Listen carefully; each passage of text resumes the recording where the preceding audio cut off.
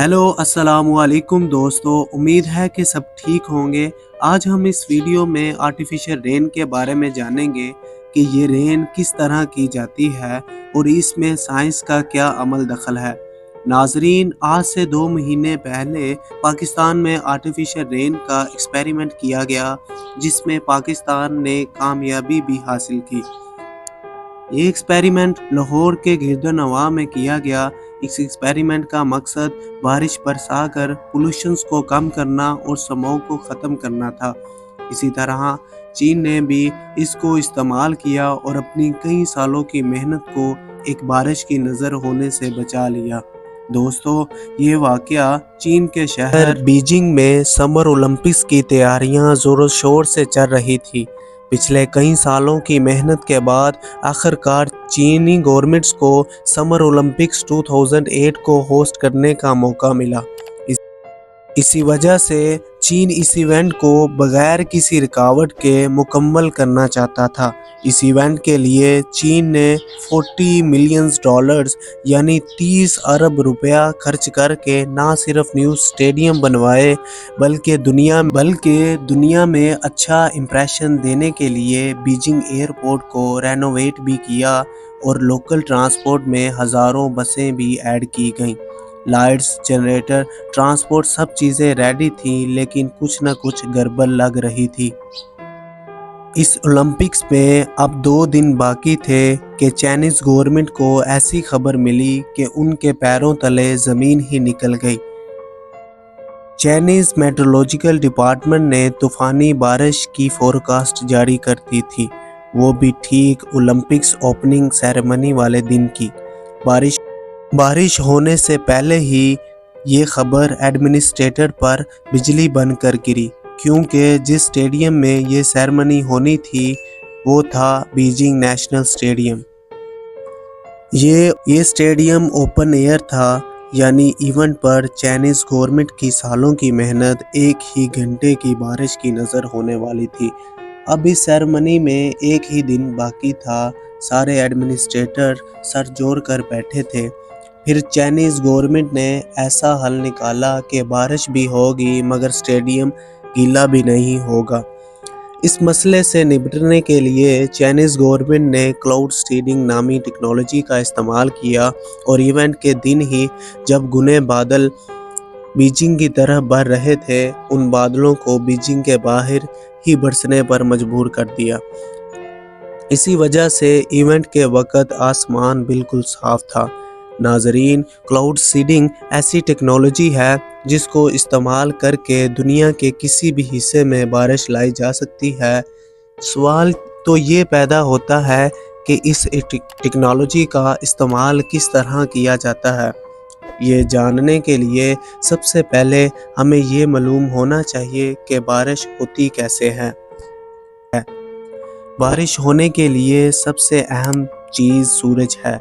जब सूरज समुंदर की सतह को गर्म करता है तो पानी इवेपोरेट होता है और गैस बनकर आसमान में चला जाता है।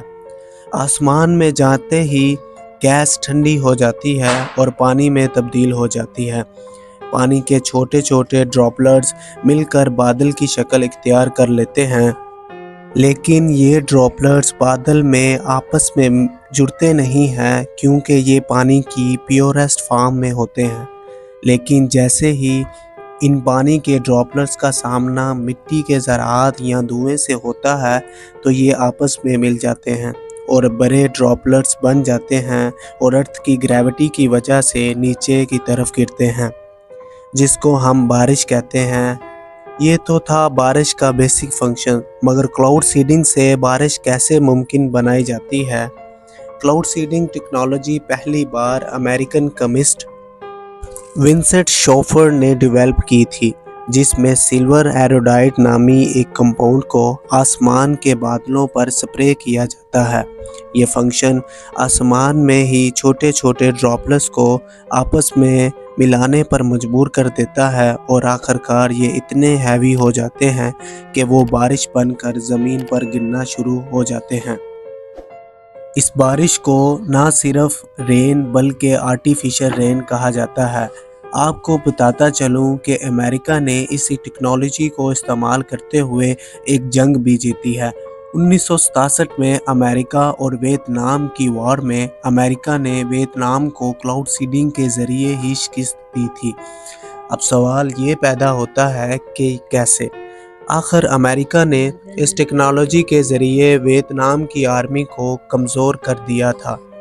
آخر میں ہوا کچھ یوں تھا کہ 5 سالوں سے چلنے والی یہ وار ہر سال مونسون کے موسم میں امریکہ اپنے C-130 ہرکولیز کو استعمال کر کے ویتنام کے بارڈرز پر موجود بادلوں کے اوپر چھپ کر کلاؤڈ سیڈنگ کرتا تھا، جس کی وجہ سے ہر سال ویتنام پر مونسون کا سیشن ایکسٹینڈ ہو جاتا تھا، جس کی وجہ سے خوفناک سیلاب آتے تھے جو روڈز کے ٹوٹنے اور لینڈ سلائڈنگ کی وجہ بنتے تھے۔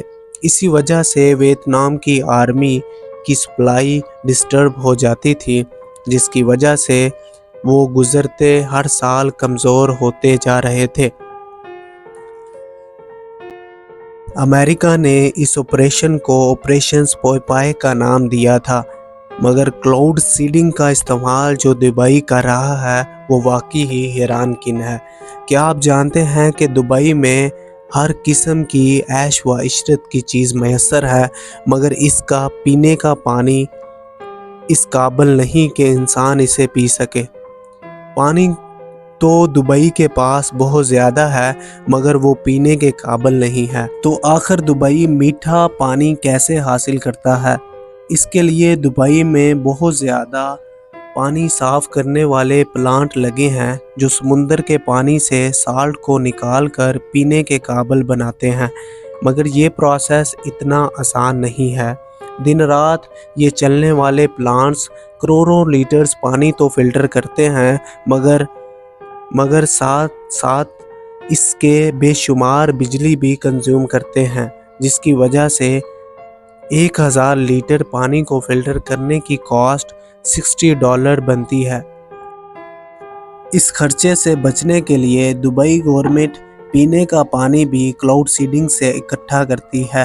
دبئی میں خجر کے پہاڑوں پر ایک ڈیم بنایا گیا ہے جس کے اوپر آسمان میں دبئی کلاؤڈ سیڈنگ کرتا ہے، جس کے ذریعے بارش ہوتی ہے تو دبئی گورنمنٹ اس بارش کے پانی کو اکٹھا کرتی ہے، جو پہاڑوں سے سلائیڈ کرتے ہوئے اس ڈیم میں آ جاتا ہے، جو نہ صرف پینے کے لیے استعمال ہوتا ہے بلکہ اس سے بجلی بھی پیدا کی جاتی ہے۔